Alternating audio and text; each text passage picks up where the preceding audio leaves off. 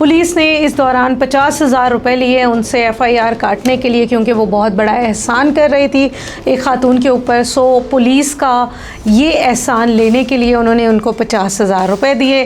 फिर पुलिस ने उन्हें कहा कि हम आपकी सुलह करवा देते हैं मज़कूरा साहब के साथ, तो फिर उस खातून ने 70,000 रुपये और दिए। बिलावल भुट्टो ज़रदारी का भी एक मौक़िफ़ इस दौरान सामने आया है। उन्होंने कहा है कि बलूचिस्तान के मसले को अमन से, बातचीत से हल किया जाए। जो मीर सरफराज बुगटी हैं, अगर उनकी पब्लिक अपीयरेंस की बात की जाए और वो जैसे जैसे जहाँ जहाँ जाके बैठते हैं, लोगों से बात करते हैं, तो उनका मौक़िफ़ इस हवाले से हमेशा मुख्तलिफ होता है। पाकिस्तान में क्या हो रहा है, ज़रा सी इसकी बात करते हैं। स्टार्ट करते हैं बलूचिस्तान से, क्योंकि बलूचिस्तान पाकिस्तान का सबसे बड़ा सूबा है, उसका सबसे ज़्यादा हक़ है कि उसके ऊपर बातचीत की जाए, और जैसे उसके हालात हैं वैसे भी वो डिज़र्व करता है कि उसके बारे में हर जगह पे बात की जाए।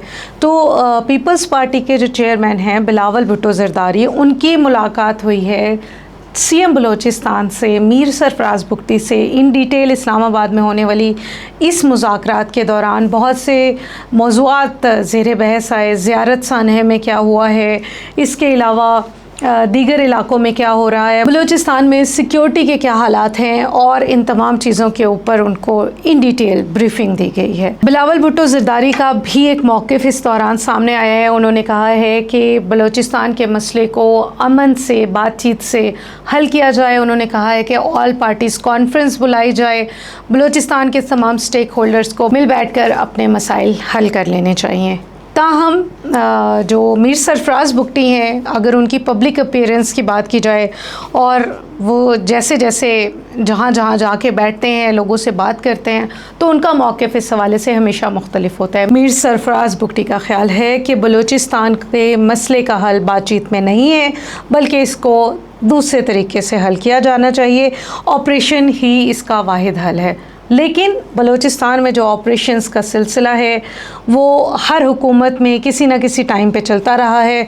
बड़े बड़े लोगों ने बड़ी बड़ी स्कीमें चलाई हैं, झंडे लगाए गए हैं बलूचिस्तान में पाकिस्तान के, लेकिन झंडे लगाने से मुल्क से मोहब्बत तो पैदा नहीं हो सकती और मुल्क के साथ इल्हाक़ भी नहीं कायम किया जा सकता। हमें लगता है कि बेहतर हालात, साजगार माहौल बनाने के लिए ज़रूरी है कि ऐसा इन्वायरमेंट क्रिएट किया जाए जिसमें लोगों को बेहतर अपॉर्चुनिटीज़ के साथ आगे जाने का मौका मिल सके, बेरोज़गारी को ख़त्म किया जाए, इंडस्ट्रीज़ लगाई जाए। और आप जब इंडस्ट्रीज़ लगाएंगे तो ऑटोमेटिकली ये चीज़ें अल्टीमेटली आपका जो बेरोज़गार आवाम है, नौजवान है, वो एक बेहतर डायरेक्शन की तरफ गामज़न हो सकता है।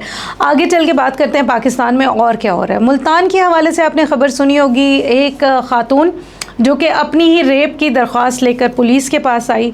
पुलिस ने इस चीज़ को ओवर डिले किया। पुलिस ने इस दौरान 50,000 रुपये लिए उनसे FIR काटने के लिए, क्योंकि वो बहुत बड़ा एहसान कर रही थी एक खातून के ऊपर। सो पुलिस का ये एहसान लेने के लिए उन्होंने उनको 50,000 रुपये दिए।